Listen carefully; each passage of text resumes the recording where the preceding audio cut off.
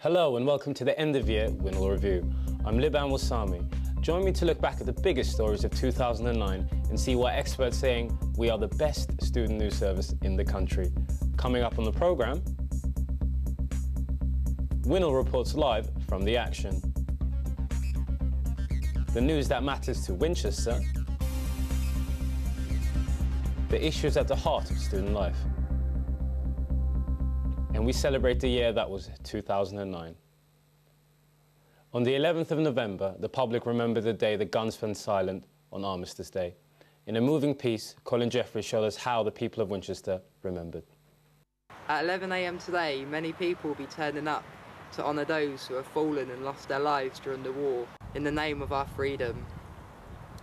Veterans and members of the public will unite in a moment's silence to remember the shock, the horror, the trauma, and to show thanks and honour to those many men who lost their lives.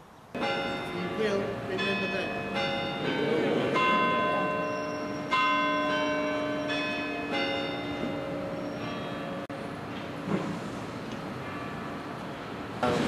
My name is Cliff Pell.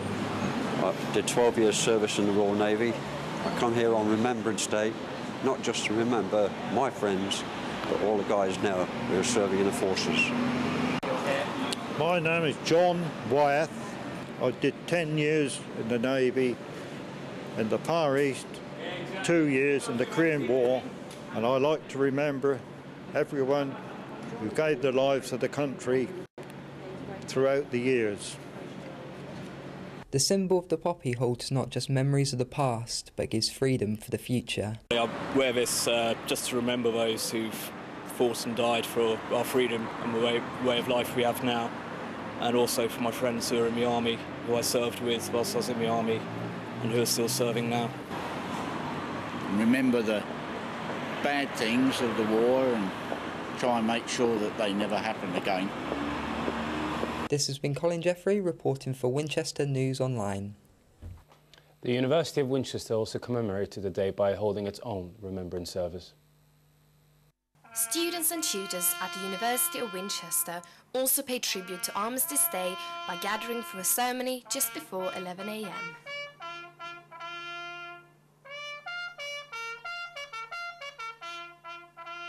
Lives have been given and taken away in world wars and conflicts past and present.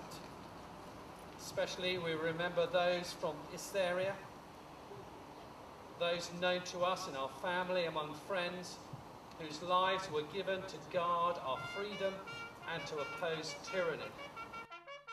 I feel quite moved. My cousin was a soldier in Northern Ireland during the Troubles, and he was there for 2 tours. He came back and I met him soon after he was demobbed, and he couldn't sleep. And he said to me, "You need to talk to me," he said, "because all I remember is all the things going round my head, all the experiences." And I think there's a lot of... So it's a very moving time, because I think, you know, not only the external effects of war, there's the internal effects, the emotional impact it's had, not just on the soldiers, but also on the families and friends. Madeline Clipple, Winchester News Online. Time and time again, Winnall was right in the thick of the action. Our reporter Colin Jeffrey was first on the scene of a dramatic helicopter rescue in Winchester. A woman from Winchester is recovering from her injuries at Southampton General Hospital today.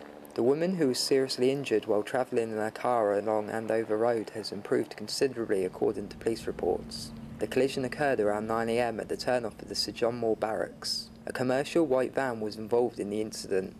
The male driver from Eastleigh sustained no injuries. Police and paramedics attended the scene alongside the fire service, who had to cut the woman free from her Ford Fiesta. She was then strapped to a spinal board and immediately flown by a helicopter for treatment. The incident saw Andover Road closed for several hours as police attended the scene. Hampshire Constabulary are still investigating the cause of the accident. In one of the most inspiring stories of the year, a Winchester student was hailed a hero last week when he saved an 84-year-old man from a burning flat. Veronica Friedel has the exclusive interview. The drama started when Edward noticed flames from the flat across the road. Our hero student climbed the ladder to get to the window on the top floor of his neighbor's house. Edward only managed to drag an old man to the window so that his head was out and stayed with him till the services arrived. I just wanted to get him out. You know, I really thought, you know, he was so frail up there, and he was sort of holding my hand, and I just sort of telling him it was okay. I mean, he fainted twice on me, and that was pretty scary because I thought, I sort of thought the worst really, but I managed to sort of bring him around, and luckily it wasn't too long before the ambulance arrived and could give him some oxygen. I'm definitely going to go see him in hospital now, so bring him some flowers and hope that he's all right. Edward was informed by the police that the old man is feeling fine and that he is with his family in Winchester Hospital.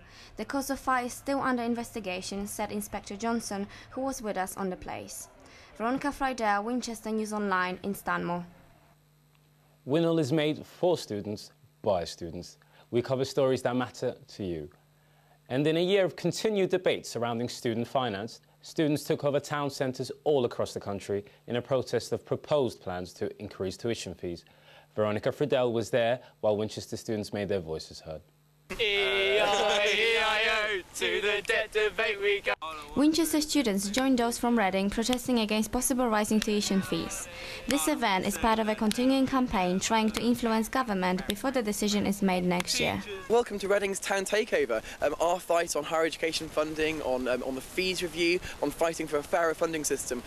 Not for us, we've got our debt, we can't do anything about our students, but it's about the next generation. Get our Reggie Rabbit dancing around and get students engaged on making sure we're sending a message to our politicians, to our MPs, that we actually do care and we will fight it. The government has no definite plans. The review is about to be launched. With an election expected to happen next May, the future is uncertain. I'm actually not starting university until September.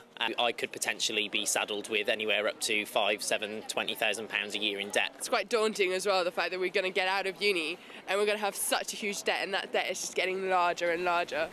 I did my degree over 4 years and I'm like 20, 21 grand in debt now, and that's with my tuition fees being paid. As the protest goes on outside Reading Student Union, the Board of Governors are meeting to discuss tuition fees. Veronica Friedel, Winchester News Online in Reading. Students never miss a chance to dress up, and this year was no exception. Winnall joined in with the fun in a year when a record amount of money was collected for charity. Our reporter Kaylee James made a special new friend. Leg waxing, karaoke and fancy dress could only mean one thing. Children in Need has come to Winchester. I'm here with Pugsy to watch the events unfold. It's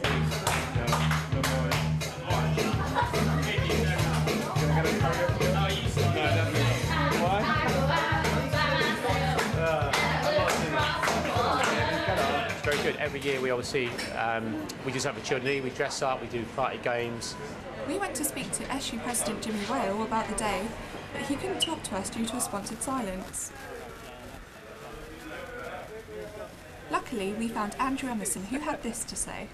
I think it's really good that the university and the union is really getting behind children in need. It's a really worthy charity, it's a really worthy cause, and it shows that we care about the wider world. It's like a train wreck, you don't want to look at it, you can't.